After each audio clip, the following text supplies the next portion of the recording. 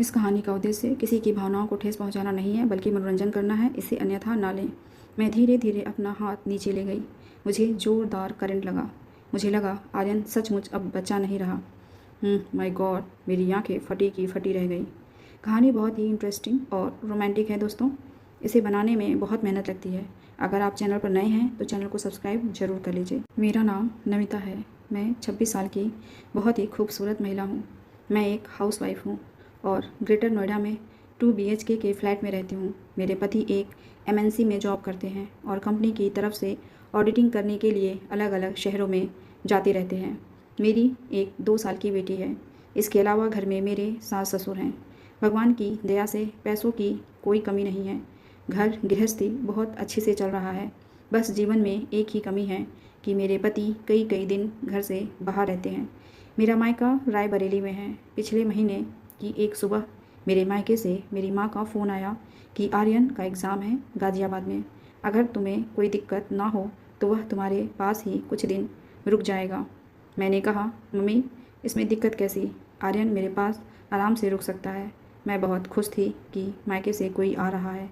कुछ दिन तो अकेलेपन से निजात मिलेगी।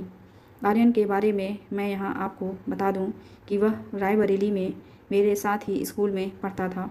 उसके पापा और मेरे पापा दोनों साथ में ही जॉब करते थे, इसलिए उसके साथ घरेलू संबंध थे। मैं और आर्यन दोनों ही अपने घरों में इकलौते हैं। 12th के बाद मैंने BA में एडमिशन लिया और वो BTech करने मुंबई चला गया। फिर कुछ साल बाद मेरी शादी हो गई। मेरी शादी 4 साल पहले हुई थी। शादी के बाद मैं उससे एक बार ही मिल पाई हूँ। अब पहली बार वो मेरी ससुराल में आ रहा था। मेरे सास ससुर जो कुछ दिन के लिए खाटू श्याम गए थे, उन्हें मैंने फ़ोन करके बताया। वो भी बहुत खुश हुए। बोले, अच्छा है, अब मुझे तुम्हारी चिंता नहीं होगी। अगली सुबह आर्यन आ गया। जैसे ही मैंने दरवाज़ा खोला, मुझे देखते ही आर्यन मुझसे लिपट गया। मैंने कहा, आर्यन तू तो मुझसे भी लंबा हो गया है, लेकिन तेरा बचपना नहीं गया। आर्यन ने मेरी बेटी को गोद में ले लिया। इस बीच मेरी बेटी आर्यन से बहुत घुल मिल गई। आर्यन फ्रेश होने के लिए चला गया। मैंने चाय बनाई और दोनों चाय पीते हुए बातें करने लगे। पुरानी बातों को याद करके हम दोनों ही बहुत खुश हो रहे थे। फिर मैं घर के कामों में व्यस्त हो गई और वो आराम करने लगा। रात को 9 बजे डिनर हम दोनों ने साथ में ही किया और सोने की तैयारी करने लगे। मैंने कहा, आर्यन तुम मेरे बेडरूम में ही सो जाओ। मेरा बेडरूम काफ़ी बड़ा है और स्कूल के टाइम की बात करेंगे। आर्यन बोला, ठीक है, जैसा तुम कहो। डबल बेड पर एक कोने पर मैं लेट गई, एक कोने पर आर्यन लेट गया और बीच में मेरी बेटी। आर्यन मेरी बेटी के साथ खेलने लगा। मैंने कहा, आर्यन अब कल खेलना, लाओ इसे मैं सुला देती हूँ। थोड़ी देर में मेरी बेटी सो गई। हम लोग स्कूल के दोस्तों की बातें करने लगे, कौन कहाँ है, क्या कर रहा है, वगैरह वगैरह। थोड़ी देर में आर्यन को नींद आने लगी और बोला, अब मैं सो रहा हूँ। मैंने लाइट बंद कर दी और नाइट लैम्प जला दिया। आर्यन सोते हुए बहुत अच्छा लग रहा था। गोरे गोरे गाल और उसके पतले पतले होंठ, इतना काफ़ी था मुझे भटकाने के लिए। मैंने अपनी बेटी को किनारे किया और आर्यन की बगल में लेटकर उंगलियां बालों में फिराने लगी। शायद वो गहरी नींद में था, इसलिए हिला भी नहीं। मुझे उस पर बहुत प्यार आ रहा था। मेरे हाथ उसके गालों से होते हुए सीने तक पहुंच गए। मैं अपनी उंगलियां छाती पर फिराने लगी। थोड़ी देर बाद मैंने हाथ हटा लिया।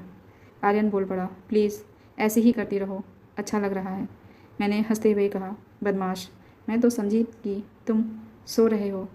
आर्यन बोला, सो ही रहा था, पर तुमने जगा दिया।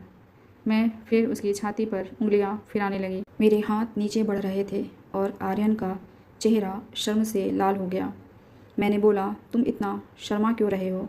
बचपन में हम ऐसे ही तो खेलते थे, डॉक्टर डॉक्टर।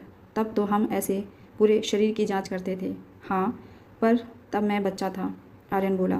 मैंने कहा, तो अब क्या बदल गया है? दोस्त तो अब भी हम हैं। अच्छा, अब मेरा हाथ छोड़ो, मुझे देखने दो।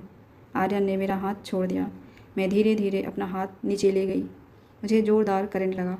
मुझे लगा आर्यन सचमुच अब बच्चा नहीं रहा। ओह माय गॉड, मेरी आंखें फटी की फटी रह गईं। आर्यन बोला, क्या हुआ? मैंने कहा, तुम तो सचमुच अब बच्चे नहीं रहे, तुम तो बहुत बड़े हो गए हो। मैं अंदर तक सिहर उठी। मैं तो सपने भी नहीं सोच सकती थी कि तुम इतने बड़े हो जाओगे।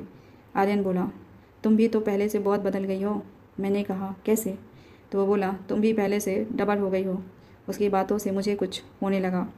मैं अपना मुंह उसके कान के पास ले गई और बोली, तुम्हारी कोई गर्लफ्रेंड है? तो वो बोला, नहीं। फिर तो मुझे ही सब सिखाना पड़ेगा। मैंने शुरू किया और बिल्कुल धीरे से पूछा, कैसा लग रहा है? वो बोला, बहुत अच्छा। मैंने उसके कान में धीरे से पूछा, आगे करना है? आर्यन का चेहरा एकदम लाल हो गया, एकदम चुप। मैंने फिर पूछा। इस बार वो बोला, मुझे कुछ नहीं आता। मैंने कहा, कोई बात नहीं। उसे बहुत शर्म आ रही थी। आर्यन मेरा गोरा शरीर देखकर बोला, तुम तो बहुत सुंदर हो। फिर वो सहलाने लगा। मेरे अंदर आग लगने लगी। कई दिनों से मैंने आनंद नहीं लिया था। आर्यन की शर्म अब कम हो गई थी।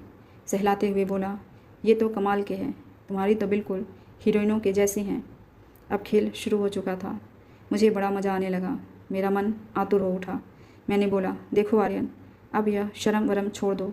जो करना है जल्दी से करो। मैंने आर्यन को सीधे लिटा दिया और कहा, अब मैं तुम्हें मज़ा देती हूँ। आर्यन के बदन में झुरझुरी सी दौड़ गई। मैंने कहा, परेशान मत हो, थोड़ी देर में बड़ा मज़ा आएगा। दोनों पसीने से तरबतर हो गए। मेरा शरीर कांपने लगा। थोड़ी देर बाद हम दोनों ही निढाल हो गए। आर्यन, इतना मज़ा तो आज तक कभी नहीं आया। तुम बहुत अच्छे हो। आर्यन बोला, मैं भी आज बहुत खुश हूँ। मैं तो कभी सपने में भी नहीं सोच सकता था कि ऐसा कभी होगा। मैंने हंसते हुए कहा, आर्यन, सच में आज तूने वो मज़ा दिया है जिसे मैं कभी नहीं भूल पाऊँगी। फिर हम दोनों फ्रेश होकर सो गए। 4 दिन आर्यन मेरे घर पर रुका। चारों दिन हम दोनों ने खूब इन्जॉय किया। कैसी लगी आपको ये कहानी? कमेंट करके ज़रूर बताइएगा। मिलते हैं अगली कहानी के साथ। धन्यवाद।